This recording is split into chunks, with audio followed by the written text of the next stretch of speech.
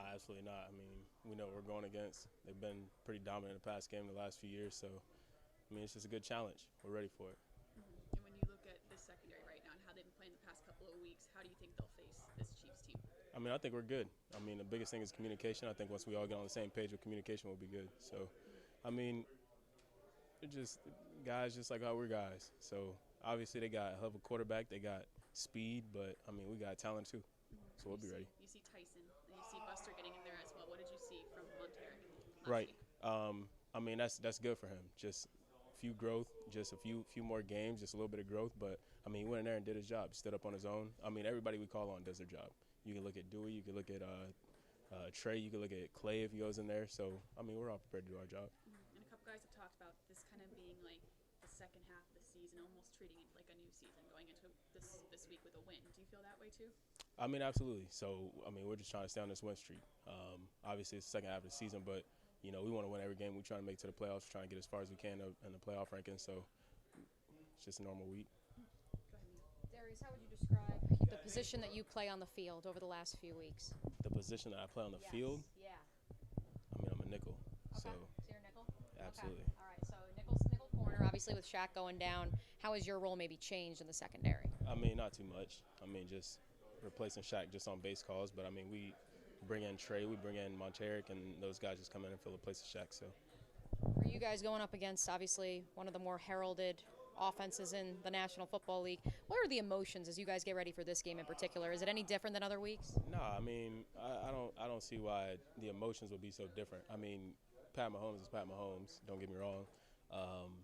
And obviously they've been a successful team, but I mean, we don't fear anybody. We don't think we're scared of anybody, or we're not ready to go up against anybody. So, I mean, we're ready for it.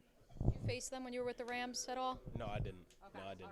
All right. Yeah. Okay. On paper or on video, I guess, I asked Doug this question this morning. How does their offense look different without Tyreek now versus last year with Tyreek? Right. I mean, it's a little different, but it ain't too far off. You know, they still got the weapons that Tyreek was, but obviously having Tyreek on any team is a big time difference. He's a game changer.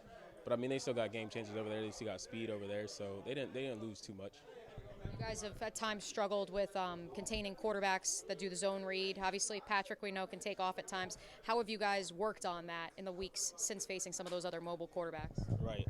We're not gonna go into too much detail on that, but we know Pat he's like magic back there. So as long as we can try to do our best up front, covering the back end, we'll be all right. Travis Kelce, not like a lot of other tight ends. What is the biggest challenge in stopping him?